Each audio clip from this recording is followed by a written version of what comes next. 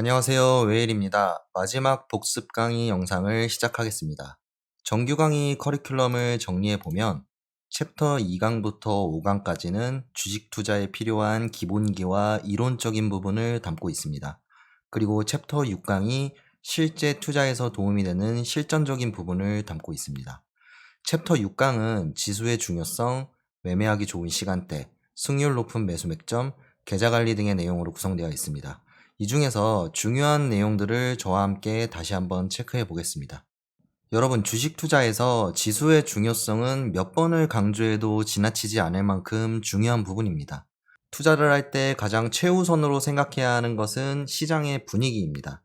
다시 말해서 지수의 흐름이 좋음과 나쁨을 파악하고 매매를 해야 되는데요. 지수 차트를 보시면 단기 이평선 중에서 한 달 종가의 평균값을 나타내는 20일 이평선의 기울기가 이렇게 우상향하면서 지수가 상승하는 추세에서 매매를 하는 거랑 이렇게 횡보하는 흐름이나 하락하는 흐름에서 매매를 하는 경우랑 각각의 흐름마다 종목들의 움직임이 달라요.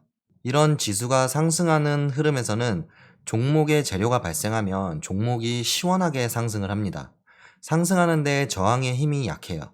근데 반대로 이렇게 하락하는 흐름에서는 어떤 종목이 재료가 나와서 주가가 상승을 하려고 해도 잘 상승하지 못합니다.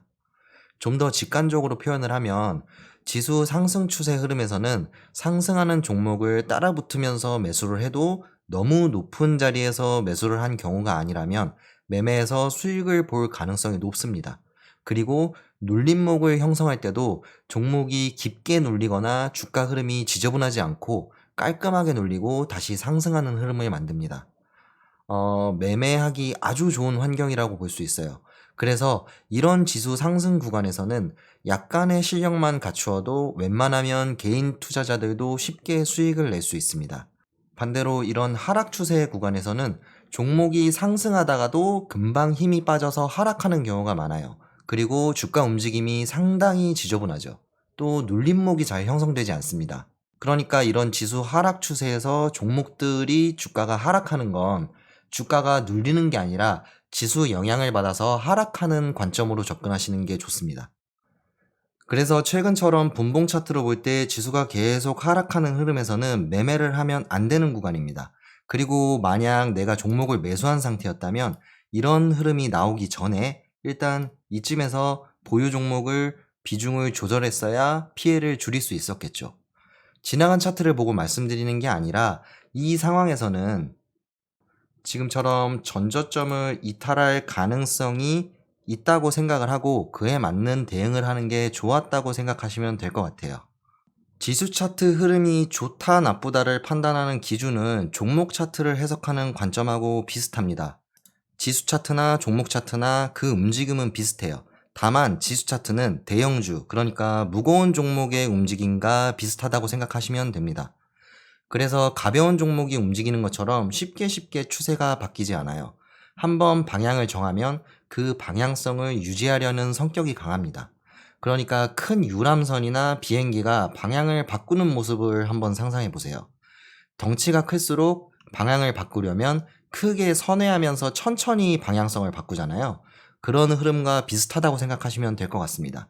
이런 특징 때문에 투자 경험이 많이 쌓이면 지수가 방향을 바꾸기 전에 충분히 지수 움직임을 보면서 대응할 수 있게 됩니다. 지금 이렇게 지수 부분에 대해서 말씀드리는 이유는 정규 강의 영상에서도 강조했듯이 주식시장의 모든 종목은 지수의 영향을 받습니다. 그래서 투자를 하기 전에 가장 첫 번째로 살펴야 하는 건 지수의 흐름과 시장 분위기라는 걸 꼭 기억하셔야 됩니다. 이 부분만 잘 지키면서 투자를 해도 올바른 방향으로 투자를 하고 있으신 겁니다. 지수 흐름이 좋은 시기에 공격적으로 투자를 해서 자산을 폭발적으로 늘리고 반대로 지수 흐름이 좋지 않으면 시장에 덤비지 말고 현금 비중을 늘리면서 시장 흐름에 맞춰서 투자하시기 바랍니다. 시장에 오래 살아남아 있어야 기회가 있다는 걸 항상 기억하면서 투자하셨으면 좋겠습니다. 다음으로 승률 높은 매수 맥점 강의와 관련된 내용을 알아볼 건데요. 이 부분에 대해서 제가 드리고 싶은 말씀은 정규 강의 영상을 계속 반복 시청하면서 영상 내용을 완전히 이해하셨으면 좋겠습니다. 정규 강의에서 설명하고 있는 내용의 핵심은 결국 지지와 저항을 이용한 매매거든요. 투데이 매매나 3포인트 매매나 모두 지지와 저항을 이용한 매매 방법입니다. 일단 투데이 매매를 할 때 기준봉 종가를 지지하는 느낌이 어떤 건지 이해가 안 되시는 분들도 있으실 거예요. 이 부분은 여러분이 직접 그 당시 주가 흐름을 보면서 스스로 느끼셔야 합니다. 제가 설명으로 이해를 돕는 데는 한계가 있습니다. 그래도 한 가지 팁을 드리면 이 종목을 투데이 매매로 접근한다고 가정을 해볼게요. 투데이 매매를 할 때 이 캔들의 종가를 기준으로 잡고 매매를 하는 거잖아요. 그럼 장 초반에 이 정도 구간, 여기 한 11,180원 정도를 지키는 흐름이 나오는지 보면서 매매를 하면 되겠네요. 분봉 흐름으로 보면 지금 이 정도 구간을 지키는 흐름이 나오는지 보면서 매매를 하면 되는데, 다음날 분봉 흐름을 봤을 때 종가보다 밑에서 시작을 했지만 굉장히 빠른 시간 안에 종가 위로 다시 올려놓는 흐름을 보여주고 있습니다. 지금 이게 3분봉이라서 그렇고 한번 1분봉으로 봐볼게요. 1분봉으로 봤을 때 보시는 것처럼 투데이 매매는 이 구간을 지켜주는 흐름이 나올 때 매매를 하는 걸로 생각을 하시면 되는데, 지금 전일 종가보다 밑에서 시작을 했지만 빠른 시간 안에 전일 종가 근처까지 주가를 끌어올려 놓는 모습을 보여주고 있습니다. 자, 이 상태에서 여기서 이 11,180원 구간까지 주가가 올라왔을 때 이 주가가 밑으로 하락을 할 수도 있잖아요. 이제 누가 매도를 하게 되면 주가가 하락을 하겠죠. 이렇게 하락하는 흐름이 나오더라도 다시 11,180원 위로 주가를 올려놓는 흐름이 연속적으로 나오는지 체크를 하시면서 매매를 하시면 됩니다. 그러니까 분봉상으로 매도 물량이 나와서 11,180원 밑으로 주가가 하락을 해도 다시 누군가가 주가를 위로 끌어올리는 느낌을 줘야 되는 거죠. 11,180원을 지킨다는 느낌은 이런 느낌이라고 표현을 할 수가 있어요. 이 종목을 예를 들어서 설명을 하면 정규 강의 영상에서 종목의 캔들의 시가와 종가는 의미 있는 가격이라는 거 기억하시나요? 세력이 만드는 의미 있는 가격이라고 말씀드렸습니다. 그렇기 때문에 11,180원이 저항이 될 수가 있잖아요. 여기 밑에서 시작을 했으니까. 그럼 이 저항 부근까지 주가가 올라왔을 때에는 저항이라고 생각을 하고 누군가는 매도를 할 거예요. 이걸 못 올라간다고 생각을 할 수도 있겠죠, 위로. 그래서 주가가 매도하는 영향으로 밑으로 빠질 수가 있는데, 그 빠지는 거를 계속 막아주면서 11,180원 위로 주가를 끌어올린다고 생각을 하시면 됩니다. 그러니까 결국 제가 지금 말로 이렇게 표현하는 끌어올린다는 느낌은 호가창을 보면서 본인이 직접 느껴야겠죠. 지난 복습 강의 영상 중에서 호가창을 해석하는 관점에 대해서 설명한 영상이 있을 거예요. 그 부분을 반복적으로 보시면서 다음번에 종목 실제 움직임에 대입해 보시면 이해하는 데 도움이 될 거라 생각을 합니다. 다음으로 3포인트 매매를 할 때 여러분이 성공 확률을 높일 수 있는 방법에 대해서 한 가지 팁을 드리겠습니다. 일단 장대 양봉을 뽑아내는 분봉 차트 흐름을 눈으로 많이 익히시기 바랍니다. 예를 들어서 이런 분봉 차트 흐름이죠. 일정 구간 박스권을 만들다가 이렇게 상승하는 흐름. 최대한 눈에 많이 익혀두시기 바랍니다. 여러 가지 흐름이 만들어질 수가 있어요. 이런 흐름이 나올 수도 있고 아니면은 또 다른 흐름이 나올 수도 있겠죠. 하지만 장대 양봉을 만들어내는 흐름은 거의 대부분 비슷한 흐름을 보이고 있습니다. 그러니까 이렇게 장대 양봉을 만들어내는 분봉 차트의 흐름이 내 머릿속에 자연스럽게 그려질 때까지 익혀두시는 게 중요합니다. 그 다음에 이 일봉 차트 있잖아요. 이 일봉 차트를 분봉 차트라고 생각을 하고 매매를 하세요. 제가 왜 이런 말씀을 드리냐면 분봉 차트에서 장대 양봉을 만들어지는 흐름이 일봉 차트에서도 만들어질 수 있습니다. 그러니까 방금 말씀드린 것처럼 일봉 차트를 분봉 차트로 접근해서 매매를 하면 눌림목 매매를 좀 더 편하게 접근할 수 있습니다. 다른 차트로 한번 봐볼게요. 자, 여기 이 일봉 차트 있잖아요. 이 일봉 차트를 이 분봉 차트라고 생각하지 말고 이 일봉 차트를 분봉 차트라고 생각을 하고 매매를 하시면 돼요. 자, 이 차트를 분봉 차트라고 생각을 하고 매매를 했을 때 분봉 차트 흐름상에서 이런 캔들이 발생하는 경우를 많이 보셨을 거예요. 이렇게 전고점 저항 라인까지 가깝게 붙여내는 캔들. 이 캔들 다음에 어떤 흐름이 나올지는 이제 분봉 차트를 많이 보신 분들이라면 예상을 하실 수 있겠죠. 여기서 거래량이 더 많이 발생하면서 이 저항 라인을 돌파시키는 흐름이 나올 수도 있고, 아니면 여기서 한번 접었다가 이렇게 상승하는 흐름이 나올 수도 있고, 제가 앞에서 분봉 차트 흐름을 많이 보라고 말씀드린 이유가 이 부분에 있습니다. 일봉 차트나 분봉 차트나 움직이는 흐름은 비슷하기 때문에 상승을 만들어내는 흐름도 비슷하니까 거기에 맞춰서 매매 전략을 세우시면 됩니다. 다시 한번 말씀드릴게요. 일봉 차트를 분봉 차트로 생각을 하고 접근을 했을 때, 자, 이 상태에서 만약에 주가가 위로 치고 올라간다면 돌파 매매로 접근을 하면 되겠죠. 그리고 이 상태에서 만약에 위로 치고 올라가지 않고 한번 조정을 주고 눌림목이 발생해서 올라가는 경우도 생각을 해볼 수 있습니다. 그러면 눌림목의 라인은 여기로 잡을 수가 있겠죠. 무슨 말인지 이해하셨나요? 그러니까 여러분이 3포인트 매매라고 해서 기존에 기준봉이 발생하고 이렇게 구간을 정해서 매매를 계획하시잖아요. 이렇게 매매를 하셔도 되지만 제가 말씀드린 것처럼 이걸 분봉 차트라고 생각을 하고 매매를 한다면 눌림목 포인트는 결국 여기 한 군데밖에 없어요. 그러니까 만약에 이 차트 흐름에서 이 구간에서 매수를 한다고 가정을 한다면 여러분은 눌림목 매매로 접근을 하는 게 아니라 돌파 관점으로 접근을 한다고 보시면 되겠죠. 그리고 주가가 여기까지 떨어지는 걸 확인하고 여기서 매수를 진입해가지고 매매를 한다면 이게 바로 눌림목 매매라고 말씀드릴 수 있습니다. 자, 이런 식으로 가정을 한 다음에 주가 흐름을 살펴볼게요. 자, 이렇게 돌파하는 흐름이 나왔습니다. 그러면은 이렇게 돌파하는 흐름이 나왔다면 그 다음에는 매매 전략을 어떻게 수정해 볼 수 있을까요? 지금 저항 라인을 돌파를 했잖아요. 여기 저항 라인을 돌파를 했기 때문에 다음번에 눌림 흐름이 나온다면 이 구간을 눌림 흐름으로 잡을 수가 있어요. 그쵸? 근데 만약에 이게 분봉 차트 흐름이라고 생각을 했을 때 이 종목의 상승의 힘이 엄청 강하다면 여기서 계속 이렇게 치고 올릴 수도 있겠죠. 이런 관점으로 접근을 하시면 돼요. 그래서 주가 흐름을 쭉 살펴보면 이렇게 주가가 쭉 올라가는 흐름이 나오잖아요.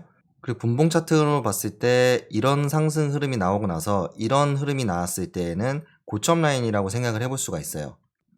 자, 이 상황에서 만약에 이 봉을 기준봉으로 잡고 매매를 한다면 뭐 여기 이렇게 잡고 매매를 할 수가 있잖아요. 근데 다시 한번 말씀드리지만 분봉 차트 흐름이라고 생각을 하고 매매를 했다면 눌림목으로 접근하는 게 아니라 여전히 돌파 매매 관점으로 접근을 한다고 생각을 하시면 돼요. 여기서 주가가 움직인다고 해서 눌림목이 아니죠.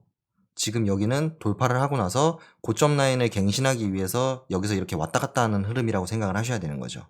눌림목은 주가가 상승하고 조정을 받고 다시 가는 게 눌림목 흐름입니다. 자, 이렇게 주가가 내가 생각했던 구간 근처까지 눌리는 흐름이 나왔어요. 정고점 부근을 지지하는 흐름을 보이다가 다시 상승을 합니다. 그러면 이런 구간에서 이제 눌림목이라고 생각을 하고 매매를 할 수가 있는 거죠. 그러니까 결국에는 일봉 차트를 분봉 차트 흐름으로 접근을 하게 되면 얘가 분봉 흐름상 어떻게 움직일지 예상하면서 접근을 하는 거잖아요. 그래서 이 라인에서 매매를 하는 게 아니라 여기 이 근처까지 충분히 기다릴 수 있는 여유가 생깁니다. 그리고 여기서 이렇게 최대한 전 고점 지지 라인을 생각하고 최대한 이 근처 가격대 가깝게 매수 이런 식으로 매수를 할 수 있겠죠. 조금 이해가 되셨나요?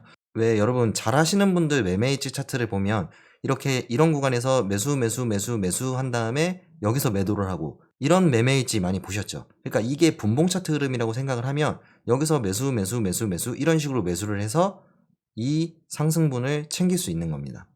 다른 차트를 한번 봐볼까요? 자, 이 차트의 경우에도 이 일봉 차트를 분봉 차트라고 생각을 한번 해볼게요. 그러면 여기 이렇게 거래대금이 터지면서 상승하는 캔들이 하나가 나왔어요. 분봉 차트 상에서. 우리가 분봉 차트 흐름을 잘 알고 있다면 지금 이 상황에서 다음에 어떤 흐름이 나올지 예상할 수가 있잖아요. 지금 이 고점 라인을 돌파하는 흐름이 나올지 아니면 한번 눌렸다가 다시 가는 흐름이 나올지 이런 식으로 예상하면서 매매를 할 수가 있습니다. 만약에 내가 돌파 관점으로 매매를 한다면 기준을 여기로 잡고 매매를 해야 되겠죠. 이 부근 근처에 가깝게 매수 평단가를 맞추고 돌파를 기대하는 겁니다. 근데 만약에 눌림목 매매 관점으로 접근을 하겠다. 그러면 주가가 여기까지 내려올 때까지 기다려야겠죠. 정고점 부분을 돌파시킨 라인, 그리고 돌파했다가 다시 지지를 받을 가능성이 높은 라인, 여기까지 기다렸다가 매매를 하는 게 눌림목 매매라고 생각을 할 수 있습니다. 자, 이제 주가 흐름을 한번 봐볼까요? 자, 보시는 것처럼 이렇게 분봉 차트 흐름에서 자주 보신 흐름이 나옵니다. 이렇게 되고 나서 위로 올라가거나 밑으로 떨어지거나 이 둘 중에 하나겠죠. 근데 만약에 여기서 나는 돌파가 나올 가능성을 생각해서 매매를 했는데 주가가 밑으로 빠지게 된다면 그러면 당연히 손절을 해야겠죠. 왜 돌파 매매 관점으로 접근을 했는데 주가가 눌린다고 해서 버티고 있으면 그거는 물리는 거잖아요. 그쵸? 물리는 매매는 하시면 안 됩니다. 흐름을 한번 계속 봐볼게요. 자, 다행히 내가 돌파 관점을 보고 진입을 했는데 돌파하는 흐름이 나왔습니다. 이렇게 돌파하는 흐름이 나온 이후에는 지지 라인을 여기로 생각을 해볼 수 있겠죠. 이 상승의 연속성을 생각을 한다면 이 돌파가 나온 부분을 지지 라인으로 생각을 할 수 있습니다. 그렇게 해서 이 구간에서는 여기를 기준으로 잡고 매매를 하면 되는 거예요. 근데 주가 흐름이 여기를 이탈하는 흐름이 나옵니다. 그러면 당연히 손절을 해야겠죠. 손절을 하고 나서 쭉 봤는데 지금 보시는 것처럼 내가 기존에 생각했던 눌림목 라인까지 눌림이 일어나고 나서 상승하는 흐름이 나왔습니다. 그러니까 이거를 단순히 분봉 차트 흐름을 보고 판단을 하는 데에는 좀 많이 어려움이 있을 수가 있어요. 그리고 아무래도 일봉 차트보다 분봉 차트의 움직임은 변동성이 더 심할 거 아니에요. 하루 종일 이렇게 차트가 움직이는 거니까. 그래서 심리적으로 편안한 상태로 매매를 하기가 힘들 수 있습니다. 그러니까 앞에서 말씀드린 것처럼 일봉 차트를 분봉 차트 개념으로 접근을 하게 되면 이런 캔들이 만들어지는 분봉 차트 흐름에 크게 신경을 쓰는 게 아니라 여유롭게 차트의 큰 흐름을 보면서 이렇게 지지 라인에 왔을 때 편안하게 눌림목 관점으로 접근을 할 수가 있는 거죠. 자, 이 차트의 경우도 마찬가지입니다. 자, 이렇게 분봉 차트 상에서 상승을 하려고 하는 흐름이 나오고 있어요. 앞에 차트 흐름상 저항이라고 생각했던 부분을 돌파하는 흐름이 나와줬습니다. 그럼 이 상태에서는 내가 이 차트를 분봉 차트라고 접근을 한다면 여기서 계속 치고 올리는 흐름이 나올 수도 있고 다시 한번 눌렸다가 이평선이 이렇게 돌아 나오는 시간을 가지고 나서 다시 상승하는 흐름이 나올 수도 있습니다. 이 두 가지 경우를 생각을 하면서 매매를 할 수가 있겠죠. 그러면은 내가 이 구간에서 만약에 매매를 한다. 그렇게 하면 이건 돌파 관점으로 매매를 하는 거죠. 나는 눌림목 관점으로 매매를 하겠다면 주가가 여기까지 내려올 때까지 기다려야 되는 거예요. 무슨 말인지 이해하시나요? 차트 흐름을 한번 볼게요. 자, 돌파 흐름이 나왔습니다. 돌파 흐름이 나왔는데 차트 흐름상 다시 전고점 라인에 붙어 있어요. 분봉 차트 흐름에서 이렇게 분봉 두 개를 길게 뽑아냈다라고 가정을 한다면 다음번에 눌림목이 발생했을 때에는 이 정도 구간까지 눌릴 거를 생각을 해야겠죠. 그러면은 애초에 내가 생각했던 이 구간이 아니라 이 정도 구간까지는 기다려야 될 필요가 있습니다. 차트 흐름을 계속 볼게요. 자, 이런 식으로 돌파가 나와서 계속 차트가 쭉쭉쭉 상승하는 흐름을 보여주고 있어요. 지금 보시는 것처럼 이런 흐름은 분봉 차트에서 많이 볼 수 있는 흐름 아닌가요? 여러분 아마 상승하는 차트에서 이런 흐름 많이 보셨을 거예요. 분봉상 장대형봉을 뽑아내는 과정에서 이런 흐름을 많이 보실 수 있습니다. 그래서 제가 분봉 차트 흐름을 많이 보시라고 말씀을 드린 겁니다. 자, 그리고 분봉 차트 흐름이라고 또 생각을 했을 때 주가가 이렇게 올라갔다가 내려왔을 때에는 전고점 부근까지 눌리고 나서 다시 상승하는 흐름을 보여주고 있습니다. 그러니까 이런 구간에서 매매를 하는 건 여전히 돌파 매매 관점으로 매매를 하는 거겠죠. 이 봉을 기준으로 잡고 여기서 이제 내가 매매를 하겠다고 했을 때 내가 이 봉을 기준으로 잡고 매매를 하더라도 눌림목 관점으로 접근을 하겠다. 그러면 이 라인까지 떨어지는 걸 기다려야 되는 거죠. 전고점을 돌파시켰던 이 부분. 정규 강의 영상에서 말씀드렸잖아요. 저항이 돌파되면은 다음번에 조정을 받을 때 그 구간은 지지 라인으로 변한다는 걸 기억하셔야 됩니다. 그 내용을 기억하고 계신다면 이렇게 주가가 하락을 하고 나서 이 근처 가까이 왔을 때에는 눌림목 관점으로 접근을 할 수가 있는 겁니다. 지금 차트에서 뭐 이렇게 3,000원 라인에다가 그건 왔는데 3,000원 구간까지 떨어지지 않고 여기서 이렇게 상승한 거 아니냐?